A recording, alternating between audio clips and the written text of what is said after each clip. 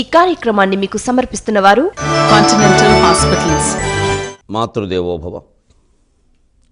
ఈ మధుర స్వరార్చనములు, ఈ కమనీయ కవిత్వ సంపదల్, ఈ మురిపాల దేవతలు, ఈ రమణీయ మహోత్సవములు, ఈ మమకార బంధములు, ఈ నదులీ సరసుల్ సముద్రముల్, నీ మహనీయ గర్భమున నే జనియించుటగాదె చేకూరెన్. అమ్మా, నీ మహనీయ గర్భమున నే జనియించుటగాదే చేకూరెన్.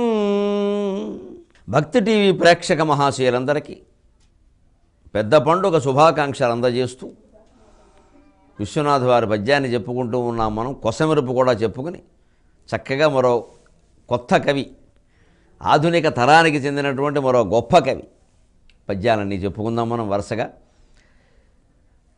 హిమభూమిధర రాజు హేమ చూడవే బోక మృగ్గులు వెట్టెడు కన్నె మొత్తైదువ మంచుకొండాడు బిడ్డ, దూరాన పశువుల తోలు కచను రైతు ప్రళయగిరి రాజు పాలికాపు. దూరాన పశువుల తోలు కచను రైతు ప్రళయగిరి రాజు పాలికాపు. కొత్తగా పంట పెక్కువ సేయుపురి కొప్పు హిమభూమిధర రాజు హేమ చూడ, తడిపాటి గోడ క్రుమ్మెడు కాడి గలపని గిత్త ఇల్లడమున్న గిరిషునందీ. ప్రపతదాసార గురు తుషారచ్చలమున సపరివారంబుగా హిమశైలరాజు వలస వచ్చెను దక్షిణాపధమనంగా. నెగిడే ప్రాభాతికములు ఆంధ్ర నీవృతములా. తెలుగునాట పల్లెటూళ్ళు, ప్రదేశాలు, పట్టణాలు, అన్ని ప్రాంతాలు, యావత్ ఆంధ్రదేశమంతా ఎలా ప్రకాశిస్తుందో చెబుతున్నాడు. ప్రపతదాసార గురు తుషారచ్చలమున. ఇదంతా హిమవంతులను ఎందుకు అనుకోవాలండి? ఆ పాలికాపు హిమవంతుల పాలికాపు ఎందుకు కావాలి? ఆ అమ్మాయి పార్వతీదేవి ఎందుకు కావాలి? ఆ గిత్తదూడ నందీశ్వరుడు ఎందుకు కావాలి? ఆ పురికొప్పు మీద పెట్టినటువంటి గడ్డి కుప్ప కట్ట హిమవంతుడు ఆభరణం ఎందుకు కావాలి అంటే, మొత్తం అంతా హిమమే కనిపిస్తూ ఉంటే మరి ఇక్కడ హిమవంతుడు ఆభరణం కాకపోతే ఏమవుతుందయ్యా అంటున్నాడు. ప్రపతత్ ఆసార గురు తుషార ఛలమున. ప్రపతత్ పడుతున్నటువంటి, ఆసార మంచి దట్టమైన, గురు పెద్దదైన, తుషార మంచు, ఛలమున ఆ వంక. ఛలం అంటే కపటం. అందుకే చలోక్తి అనే మాట హాస్యోక్తి అన్న మాటలో ప్రచారంలో ఉంది, కానీ నిజానికి చలోక్తికి అర్థం కాదు. లోపల ఒకటి బయట ఒకటి పెట్టుకుని మాట్లాడితే అది చలోక్తి, చమత్కారంగా మాట్లాడితే హాస్యోక్తి. అయితే ఈ కార్యక్రమంలో ఏమిటంటే ఇక అన్ని అర్థాలు మనం వ్యాఖ్యానించడం, అది అలా పదాలు కొన్ని ఏదో రూఢైపోతూ ఉంటాయి. సరే, కాస్త ఇప్పుడు హాస్యం వ్యంగ్యంలో కూడా పైకి మాట్లాడేది ఒకటి, లోపల ఆ భావం ఉంటే కొంచెంగా వ్యక్తం చేస్తాడు, పూర్తిగా వ్యక్తం కాదు. పూర్తిగా వ్యక్తమైతే కోపం వస్తుంది. అందుకని కాస్త దాన్ని చలోక్తి అనే మాట అలా వచ్చి, కానీ కాస్త వాస్తవంలో పెడితే చలోక్తి అంటే కపటమైన మాట, హాస్యోక్తి అంటే చమత్కారమైన మాట. ఇదే తుషార ఛలమున. ఛలం అంటే కపటం, మంచు అనే వంక. బాగా కురిసినటువంటి మంచు వంకని ఇక్కడ హిమవంతుడు వచ్చేసాడయ్యా. మరి హిమం కురిసినప్పుడు హిమవంతుడు కాకపోతే ఇంకెవరు వస్తాడు? ధీమంతుడు వస్తాడా? బుద్ధిమంతుడు వస్తాడా? హిమవంతుడే వచ్చాడు. పైగా సపరివారంబుగా పాలికాపు వచ్చాడు, వాళ్ళ అమ్మాయి వచ్చింది, గిత్తదూడ నందీశ్వరుడు వచ్చారు, అందరూ వచ్చారు కాబట్టి ఆభరణాలతో సహా వచ్చారు కూడా. సపరివారంబుగా హిమశైలరాజు దక్షిణాపథమునకు వలస వచ్చింది. ఈ సంక్రాంతి వైభవం అంతా మీకు ఈ పండుగ మొత్తం దక్షిణ భారతదేశంలో కనిపించినట్టుగా ఉత్తర భారతదేశంలో కనపడుతుంది. అందున ఆంధ్రదేశంలో కనిపించినట్టుగా ఇతర ప్రాంతాల్లో కనపడుతుంది. అందుకని దక్షిణాపథానికి బహుశా ఆయన వలస వచ్చేసాడేమో అన్నట్టుగా. నెగిడే ప్రాభాతికములు. ఈ సంక్రాంతి రోజుల్లో ఉదయకాలాలన్నీ ఇలాగే ఉంటాయి అని హేమంత ఋతు వైభవాన్ని, సంక్రాంతి లక్ష్మిని కవితా దర్శనంతో ఎలా చూడాలో చెప్పాడు మహానుభావుడు విశ్వనాథ. ఇప్పుడు ఒక్క మాట, గుర్రం జాషువా గారు మహానుభావుడైన కవి, ఆయన అనేక రకాల విషయాల మీద ఖండికలు రచించారు. ఈ సంక్రాంతిని గురించి కూడా చాలా గొప్ప మాట ఒకటి చెప్పాడు. నిజంగా మానవ జాతి ఎప్పుడు నేర్చుకుంటుంది ఈ సంక్రాంతి సందేశాన్ని, ఎప్పుడు అందుకుంటుంది? ఎందుకంటే అమ్మా భూమాత రైతుల సేవకున్ కొలిచి రాసుల సంగి రుణము నీగు. నీ నుంచి మేము ఎంత నేర్చుకోవాలమ్మా? ఈ సంక్రాంతి పండుగకి నువ్వు మాకెంత ఉపకారం చేస్తున్నావు. రైతుల సేవకున్ కొలిచి రాసుల సంగి రుణమ్ము నీగు భూమాత విధాన మేలున కుమారుగ మేలునరింపదీన రవ్రాతము. రైతుల సేవకున్ కొలిచి రాసుల సంగు రాసుల సంగి రుణమ్ము నీగు భూమాత విధాన. రైతుల సేవకున్ కొలిచి రాసుల సంగు రుణమ్ము నీగు భూమాత విధాన మేలునకు బారుగ మేలునరింపది నరవ్రాతము. ఎన్నడీ నరుల రాతి మనస్సులలో తల్లి భూదేవి, ఎన్నడీ నరుల రాతి మనస్సులలో కృతజ్ఞత నైతిక ధన్య బీజములు నాటి. ఎన్నడీ నరుల రాతి మనస్సులలో కృతజ్ఞత నైతిక ధన్య బీజములు నాటి ప్రశాంతి ఫలం మొలిచెదో. ఎన్నడీ నరుల రాతి మనస్సులలో కృతజ్ఞత నైతిక ధాన్య బీజములు నాటి ప్రశాంతి ఫలం మొలిచెదో. ఏం కవిత్వం అండి జాషువా కవి. కారణజన్ముడు, నిజంగా అవతార పురుషుడు. యుగానికి ఒక్కడు ఉంటాడు ఇలాంటి వాడు. ఆవేశానికి ప్రసిద్ధుడు జాషువా. ఒక మాధుర్యానికి ప్రసిద్ధులు కరుణశ్రీ. ఒక గాంభీర్యానికి ప్రసిద్ధులు విశ్వనాథ.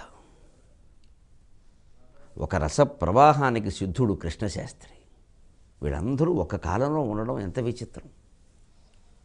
అంతా బ్రహ్మాండమైన పద్యాలు రాశారు. జాషువా ఆవేశంలో ఎప్పుడు ఆ భావావేశం ఉన్న కవి ఎలా ఉంటాడు అంటే, ఏదో నేర్చుకోవాలి ఏం నేర్చుకోకుండా ఊరికి అక్కడ దీపం పెట్టాం, ఇక్కడేమో అరటిపండు పెట్టామంటే ఏమిటి అంటాడు. పెట్టు, అరటిపండు పెట్టు, దాని తత్వం ఏంటో తెలుసుకో. దీపం పెట్టు, దాని తత్వం ఏంటో తెలుసుకో. లేకుండా దీపం వల్ల అయిపోతుందంటే, పండుకున్నాడు కనుమరాడు అన్ని పశువులకి పశువులకి రాయి ఎందుకు బెదిరిపు.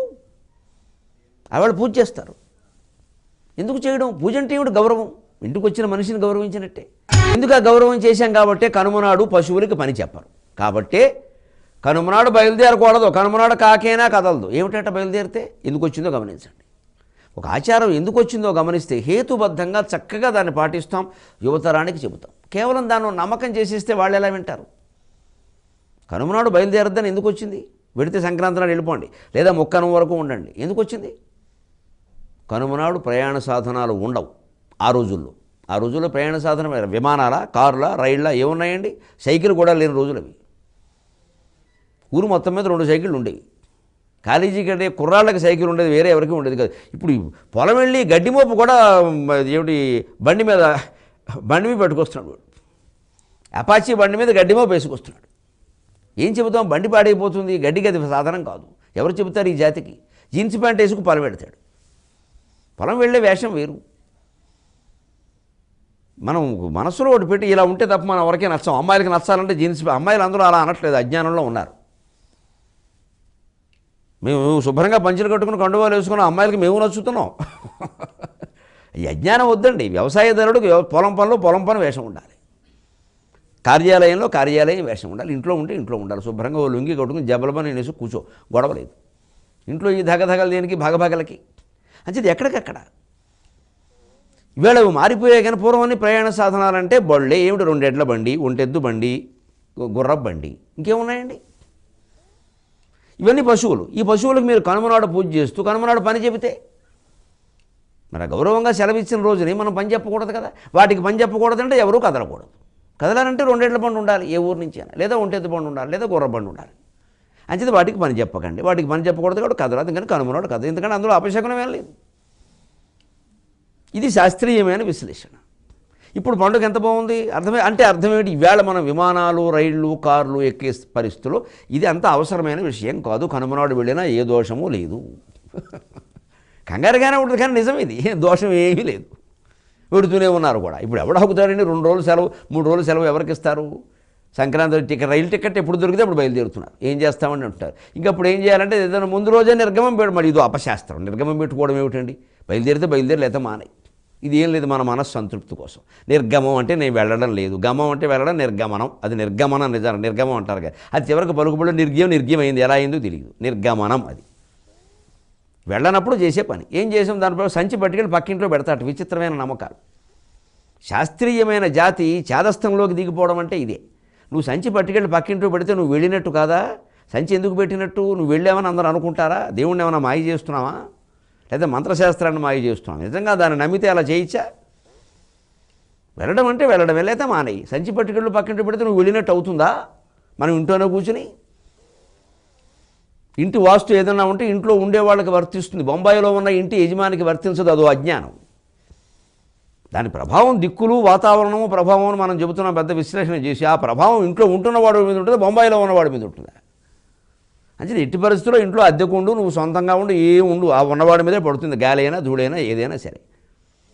అందుకని సరిగ్గా దస్తావేజులు చూసి వాయుదేవుడు నువ్వు వాయువ్యంలో పెట్టవలసిన గడ్డెమో పెట్టలేదు కాబట్టి నిన్ను పీడిస్తా అని యజమాని దస్తావేజులు చూసి బ్యాంక్ లాకర్లో ఉన్న వాటిని అప్పుడు అవి చూసుకుని ఆ ప్రకారం చిరునామా పట్టుకుని బొంబాయి వెళ్ళి వాడిని పట్టుకుంటాడా? జరిగే విషయమేనా? బుర్ర పెట్టి ఆలోచిస్తే అన్ని శాస్త్రాలు ఎంత గొప్పవో అర్థమవుతాయి, ఎలా చట్టుబండలు అయ్యాయో కూడా అర్థమవుతాయి. ఇంట్లో ఉన్నవాడికే వాస్తు అండి, ఎక్కడో ఉండేవాడికి వాస్తు ఏమిటి?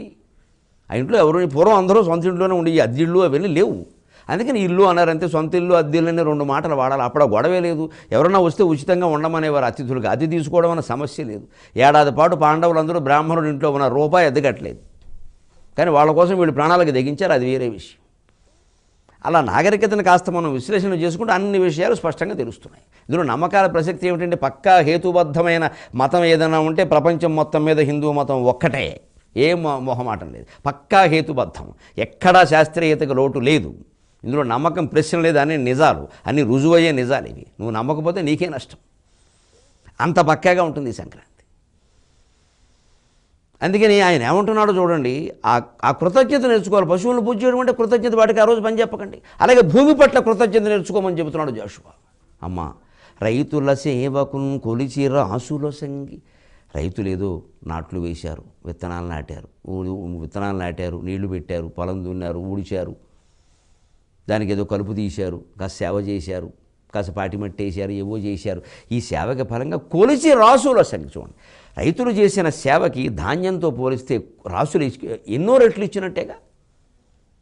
ఒక బస్తా విత్తనాలు నాటితే 50 బస్తాల గింజలు వస్తున్నాయి. మరి ఎన్ని రెట్లు రాసులు? వాళ్ళు ఇంత నీకు సేవ చేస్తే, వాళ్ళు నీకు పావలా సేవ చేస్తే నువ్వు రూపాయి ఇస్తున్నావమ్మా.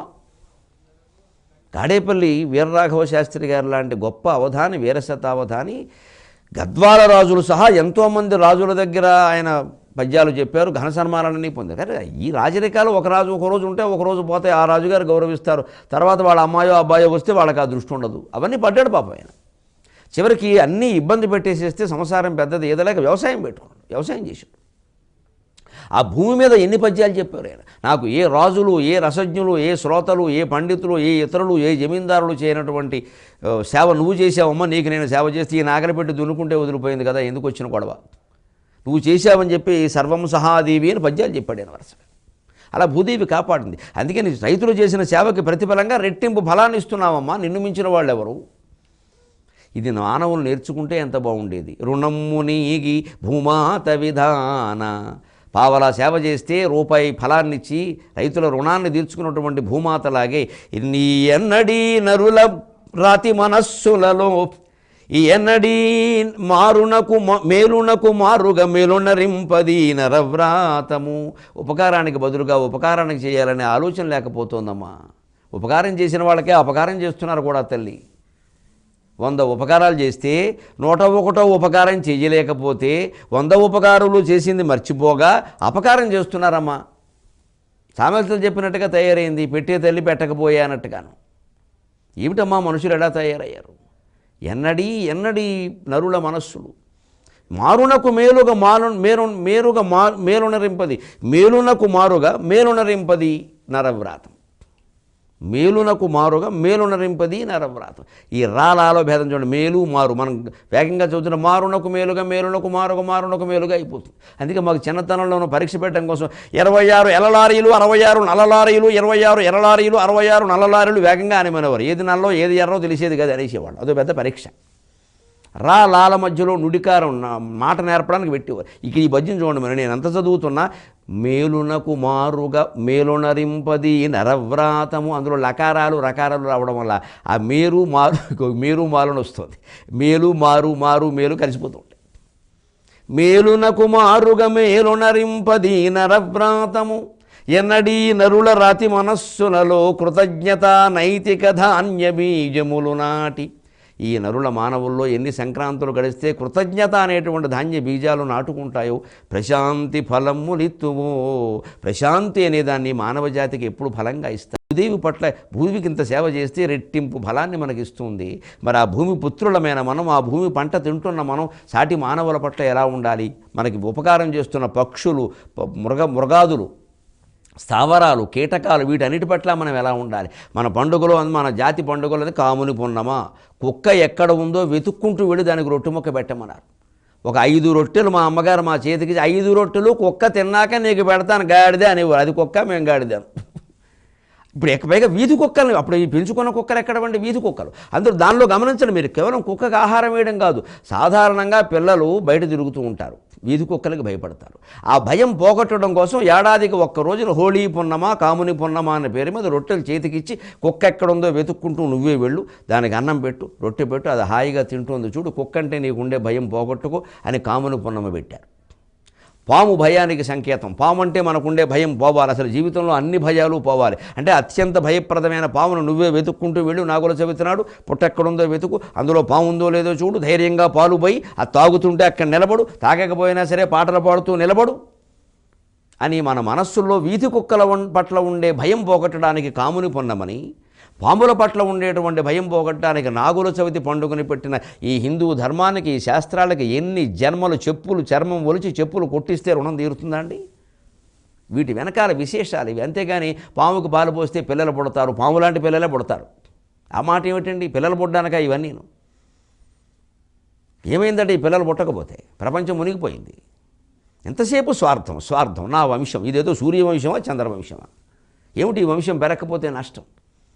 ఈ నమ్మకాలన్నీ పెట్టుకున్నాం మనం. పాముకి పాలకి పిల్లలకి సంబంధం ఏమిటండి? ఇప్పుడు గుడ్డి నమ్మకాలే. ఏం చెప్పలేకపోతున్నాం యువతరానికి ప్రశ్నిస్తే? ఎవరి దగ్గర జవాబులు లేవు. అది ఆచారం పాటించండి అంతే, ఏం లేదు. అది పిల్లల కోసం వచ్చింది కాదు, నీ గుండెల్లో ఉండే అన్ని రకాల భయం పోగొట్టడం కోసం నాగుల చవితి వచ్చింది. వీధి కుక్కలు, పిల్లలు సహజంగా ఆడుకుంటారు, తిరుగుతారు, వాళ్ళకి అవి ఏవో చేస్తాయని భయం. మొన్న కదా మనం రొట్టెట్టాం ఈ కుక్కకి, ఆ కుక్క నన్ను ఏం చేయదు. సహజంగా ఆ కుక్క కూడా రొట్టెట్టిన వాడిని ఏం చేయదు, పెట్టిన వాడిని ఏం చేయదు, మళ్ళీ పెడతాడేమో దానికి నమ్మకం. ఇలాగ జంతువుల పట్ల మనకు ఉండేటువంటి భయాన్ని పోగొట్టి మమకారాన్ని పెంచాలనే ఉద్దేశంతో పండుగలు పెట్టిన ఏకైక జాతి భారత జాతి, ఏకైక ధర్మం హిందూ ధర్మం, ఏకైక మతం హిందూ మతం. ప్రపంచం మొత్తం మీద ఇంత శాస్త్రీయమైన నాగరికతను చూపించండి మీరు. వీటి వెనకాల అర్థాలు మనం చెప్పుకోవాల్సింది ఇది. నా తాపత్రయం వల్ల అదే. ఊరికే ఏదో పండగ నాడు ఏదో మీరు ఏదో కొత్తగా ప్రారంభించిన మీ వ్యాపారం బాగుంటుందని నేను ఎప్పుడు చెప్పను. నీ బుద్ధి బాగుంటేనే వ్యాపారం బాగుంటుంది. బుద్ధి మార్చుకున్నంతకాలం ఏం మార్చినా ఉపయోగం లేదు. ఆ బుద్ధిని ఎలా మార్చుకోవాలి? కృతజ్ఞత. జాషువా కవి ఎంత గొప్ప మాట చెబుతున్నాడు. భూమి కన్నా కృతజ్ఞత మీకు ఎందుకు లేదు? ఇంకో చక్కని మాట చెప్పారు. మొత్తం యువతరం సహా ఇవాళ మీరు గమనించండి. పెళ్ళవుతుంది, ఏడాది పాటు సుఖంగా ఉంటే గొప్ప విషయం.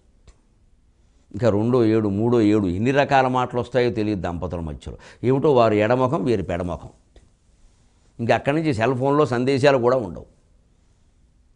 ఎందుకు వస్తుంది ఈ పరిస్థితి? దానికి దేవులపల్లి కృష్ణశాస్త్రి గారి సంక్రాంతి పద్యంలో సమాధానం. సంక్రాంతి పండుగ వచ్చింది, పెద్ద పండుగ, లేచి తలంటోసుకోవాలి, కొత్త బట్టలు కట్టుకోవాలి. ఈ మొగాడికి ఏదో చికాకులో ఉన్నాడు, రాత్రల్లా ఏదో ఆలోచిస్తున్నాడు, ఏదో దిగుళ్ళు మనస్సులో. భార్య పొద్దున్నే భర్తను నిద్ర లేపుతోంది. కృష్ణశాస్త్రి గారి పద్యంలో ఎంత మధురంగా ఉందో చూడండి. ఏమండి ఇకలెండి ముంగిటికిను పింగిటికి తానే వచ్చే సంక్రాంతి, ఏమండి ఇకలెండి ముంగిటికి తానే వచ్చే సంక్రాంతి, ఏమేమో యోచనలు తెగవు మీకు, ఏమేమో యోచనలు తెగవు మీకు, ఏమేమో ఎప్పుడు యోచనలు తెగవు మీకు, ఇలాగు కూర్చుందురండి, ఏమేమో ఎప్పుడు యోచనలు తెగవు మీకు, ఇలాగు కూర్చుందురండి. మానండి దిగుళ్ళు మీ మనసులో, మానండి దిగుళ్ళు మీ మనసులో, ఈ లోకభారము, ఈ లోకభారము మీరే మోసేరే, ఈ లోకభారము మీరే మోసేరే, సుఖంబుగా నడపలేరు ఈ కాస్త సంసారమున్, సుఖంబుగా నడపలేరు ఈ కాస్త సంసారమున్. అటు వాడుక భాష, ఇటు గ్రాంధిక భాష రెండూ కలిపి సరదాకి సహజంగా ఉండాలి, జీవకళలా ఉండాలి పద్యం అని. ఎంత మంచి పద్యం అండి. ఏమండి ఇకలేండి, ఏమండోయ్ లేవండి. ఏదో సినిమా వచ్చింది కూడా, ఏమండోయ్ శ్రీమతి గారు లేవండోయ్ పొద్దెక్కింది అని. భార్య భర్తను లేపుతోంది. ఎంత ఈ పెద్ద మనిషి ఎప్పుడు అనుకుంటున్నారు? ఇప్పట్లో 9ంటికి కాదు, లేకపోతే 6ంటికే. అప్పుడు 5ంటికి లేచేవారు అందరూ. అందుకే 6 లేవకపోతే సూర్యోదయం అయిపోయింది, అశుభం, లేపేస్తుంది భార్య. ఏమండి ఇక లేండి, ముంగటికి రానే వచ్చే సంక్రాంతి పండుగ నాడు కూడా ఏమిటండి పడుకోవడం? ఇంత చక్కగా ఉందండి, సరసంగా వెంటనే లేచి కూర్చున్నాడు. భార్య చెబుతుంటే నాకైనా బుద్ధి ఉండదు దాన్ని. ఎందుకంటే అప్పటికి ఆవిడ లేచి స్నానం చేసి శుభ్రమైనటువంటి మల్లె పువ్వులు తలలో పెట్టుకుని చక్కగా మంచి చీర కట్టుకుని, పట్టు చీరల కట్టలు సాధారణంగా, ఎందుకంటే పిండి వంటలు చేయాలి. అందుకని శుభ్రంగా ఇలాగ చమక్ మెరిసిపోయే కాటన్ చీర ఇస్త్రీ చేసింది, ఇటో కోస ఇలా మంచి గాలిపటం కోణాల్లో ఉంటాయి. అలాంటి చీర ఒకటి కట్టుకుని కాఫీ కప్ పట్టుకుని లేమ్మంటే ఇక అంతకంటే ఏమిటండి సంసారం? ఏమండి ఇక లేండి, ముంగిటికి రానే వచ్చే సంక్రాంతి వచ్చేసింది. హరిదాస్ కూడా వచ్చేసి పాట పాడొస్తున్నాడు, మీరేమో లేవరు ఇక్కడ అని. ఎప్పుడు ఏవో యోచనలు మీ మనస్సుకి, ఏమేమో ఎప్పుడు యోచనలు తెగవు మీకు. ఎంత సహజమైన భాష. ఎప్పుడు ఏవో ఆలోచించడమే, ఎప్పటికీ తెగవి ఆలోచన ఏమిటా అంతే. పండగ నాడు కూడా సందర్భం వచ్చింది కూడా చెప్పాలి. లోకంలో ఒక సామెత బాగా ప్రచారంలో ఉంది, తప్పుడు అర్థంలో. పండగ నాడు కూడా పాతమొగుడేనా అని తప్పుడు మాట అంటది. ఇటువంటి సామెతలు మన భాషలో ఉండవు. అది పాత మొగుడని మాట్లాడకూడదు. పండగ నాడైనా పాత మొగుడా అని అర్థం. మొగుడా అనేది సంబోధన. పాత అంటే వస్త్రం, చింకి పాతలు, ఈ మాటలు చూసుకోండి మీరు. చింకి పాతలు, పాత అంటేనే వస్త్రం. పాత అంటే కేవలం పాతది అని అర్థం కాదు, పాత అంటే వస్త్రం. చింకి పాతలు అంటారు, చినిగిగుడ్డలు. పండగ నాడైనా పాత అంటే ఒక భర్త పాపం ఏదో తన పేదరికంలో తనుండి పండగ నాడు కూడా కొత్త చీర కొనకపోతే భార్య ఎంది పండగ నాడైనా పాత మొగుడా అందనమాట. అది పాత మొగుడు అయిపోయింది మనకి. పండగ నాడైనా ఓ చీర కొనద్దయా, 10 మందిలోకి వెళ్తాం, పేరెంటాన్ని పిలుస్తారు. మరి ఎవరు ఈ మొగాడంటే ఇంట్లో కూర్చుంటాడు. మా పిల్లాడికి భోగిపళ్ళు వేస్తున్నావు రండి అంటారు. మరి పాత చీర కట్టుకు వెళ్ళిపోతారా? అందుకని పాత కొనవయ్యా, లేకుండా బయటికి వెళ్ళబడతామని అంటే అది మనం విశేషంగా చేసేసాం దాన్ని. అలాంటి గమ్మత్తులన్నీ ఉన్నాయి ఇందులో. అందుకని ఎప్పుడు ఏవో ఆలోచిస్తూ ఉంటారు. ఇలా కూర్చుందురు, ఎప్పుడు అలా మంచం మీద ముడుచుకుని కూర్చుని ఏదో ఆలోచించడమే పని లేదు. అసలు ఈ ఆలోచన వల్ల ఇంటికి శని. వదిలేయండి. ఈ మానండి మీ దిగుళ్ళు మీ మనసులో, ఎందుకండి అన్న ఆలోచనలు ఏమున్నాయండి? ఏమైనా ఎదిగిన పిల్లల పెళ్ళికే ఉంటే అవుతుందండి. గంతకు తగ్గ బొంత వాళ్ళకే రాసి పెట్టుకున్న వాళ్ళు వాళ్ళకి వస్తారు. మన ప్రయత్నం మనం చేస్తే అయిపోయాయి అని మానండి దిగుళ్ళు మీ మనస్సులు. అందుకని ఈ లోకభారము మీరే మోసేరే, ప్రపంచమంతా మీరే భరిస్తున్నట్టుగా ఉందే. ఎంత ఆశ్చర్యం అండి! ప్రపంచమంతా మీరే భరిస్తున్నట్టుగా ఉందే. ఇప్పుడు ఒక సంసారం కాదు, సుఖంబుగా నడపలేరు ఈ కాస్త సంసారము. ఏముందండి, 2 పిల్లలు, మీరు, నేను, అత్తయ్య గారు, మావయ్య గారు, 6 ఇంత చేస్తే. అప్పట్లో కుటుంబం అంటే అంతేగా మరి. అత్తయ్య గారినేమో వృద్ధాశ్రమంలోనూ, పిల్లల్నేమో డే కేర్ సెంటర్లో ఉండే దౌర్భాగ్యపు రోజులు కావుగా. అందుకే ఇంత చేస్తే 6-7 లేరు ఈ సంసారంలో. పైగా వండి పెట్టేది నేనయ్యే, ఏదో ఎంత తెచ్చి పడేస్తే అయిపోయే. ఏముంది దీనికి? సుఖంబుగా నడపలేరు ఈ కాస్త సంసారము, ఈ కొద్ది సంసారం నడపలేరండి అన్నట్టు. అప్పుడు ఆయన అలా లేచి కూర్చుని కరుణశ్రీ గారి పద్యం చూడండి. చిట్టి తల్లి వెళ్ళింది. ఈవిడ వెళ్ళింది. సరే ఈయన లేచి స్నానం చేస్తానని నువ్వు వెళ్ళి రోజు ఇదో సంత అన్నాడు. ఆవిడ వెళ్ళింది పక్కకి. వెళ్ళాక కాసేపటికి ఈయన కూతురును చూడాలనిపించింది. మరి భర్తకి ఒక వయస్సు వచ్చాక భార్య మీద కంటే కూతురు మీద ఎక్కువ ప్రేమ ఉంటే సహజం కూడా, తప్పేం లేదు. అందుకని అసలు కంటే వడ్డీ తీపని అందుకని కూతుర్ని పిలిచాట. చిట్టి తల్లి ఇలా రామ్మ, చిట్టి తల్లి ఇలా రామ్మ అన్నట్టు. అప్పుడు కరుణశ్రీ గారి పద్యం రాస్తున్నాడు. చిట్టి తల్లి ఎనంగ చిట్టి తల్లి ఎంచు శ్రీవారు పిలువంగ, చిట్టి తల్లియు వచ్చే, చిట్టి తల్లియు వచ్చే, చిట్టి తల్లి ఎంచు శ్రీవారు పిలువంగ, చిట్టి తల్లియు వచ్చే, చిట్టి తల్లియు వచ్చే, తత్పురుషము కర్మధారయంగని నవ్వే, నవ్వులో స్వర్ణ సంక్రాంతి భక్తున నవ్వి. చిట్టి తల్లి అని పిలిచాట. అంటే చిట్టు వచ్చింది అంటే వాళ్ళ అమ్మాయి. చిన్నపిల్లని చిట్టి అంటాంగా. కొంతమంది ఇళ్లలో ఇప్పటికీ ఉంటుంది. పెద్దవాళ్ళయి పెళ్ళిళ్ళయి పిల్లల్ని కానీ వాళ్ళకి మనవరాలు పుట్టినా సరే ఏమనుకుంటారు, చిట్టికి మనవరాలు పుట్టిందిరా. మనవరాలు పుట్టాక ఈవిడ చిట్టి ఏమిటి? ఈవిడికి 50 ఏళ్ళు. అదో అలవాటు. ఆ ఇంట్లో చిట్టి అంతే, ఇంకా అనుమానం లేదు అక్కడ. అందుకని చిట్టి అని పెట్టాడు. చిన్నపిల్లకి చిట్టి అని పిలుస్తాడు. చిట్టి తల్లి రామ్మ అని అందులో వాళ్ళ అమ్మగారిని చూసుకున్నాడు. చిట్టి తల్లి రమ్మంటే ఏం చేసి, చిట్టి తల్లి వచ్చిందట. ఈ చిట్టికి తల్లి ఆవిడ కూడా వచ్చిందట. నన్ను పిలిచారేమో, నేను చిట్టికి తల్లిని కదా. అంచేది ఇప్పుడు చిట్టి తల్లి అనేది ఏ సమాసం? తెలుగు పండితులకు పరీక్ష. అది తత్పురుష సమాసమా, కర్మధారయ సమాసమా? చిట్టిదైన తల్లి అంటే విశేషణ పూర్వపద కర్మధారయ సమాసం ఆ అమ్మాయి. చిట్టి యొక్క తల్లి అంటే షష్ఠీ తత్పురుష సమాసం భార్య. అందుకని ఇద్దరు వచ్చేసారు. నిన్నెవరు పిలిచారు అన్నట్టే. ఎందుకని ఇందాక ఆక్షేపించింది కదా, ఇంకా లేవలేదని. నిన్నెవరు పిలిచారు? ఏమోనండి, మీరు చిట్టి తల్లి అన్నారు, చిట్టికి తల్లి నేనేగా అని ఆవిడ అలా సరసం ఆడింది. ఇంత మధురంగా ఉండే. అందుకని తత్పురుషము కర్మధారయన్ కానీ నువ్వు ఎక్కడ కూడా చూడండి. చిట్టి యొక్క తల్లి అసలు భార్య. ఆవిడ కర్మధారయ్యని గననవే చిట్టిదైన తల్లిని చిన్నపిల్లని చూసి నిన్ను పిలిచారే నాన్న నన్ను అనుకున్నానే అంతా నవ్వుకున్నారు. నవ్వులో స్వర్ణ సంక్రాంతి పక్కున నవ్వి. మీరు కూడా ఈ సంక్రాంతి పండుగ సందర్భానే కాదు భక్తి టీవీ ప్రేక్షకులుగా నవ్వుతూనే ఉండాలి. మీ నవ్వుల కోసం అవసరమైన ఆధ్యాత్మిక దీప్తిని అందించడం కోసమే మా భక్తి టీవీ పుట్టింది. సెలవు.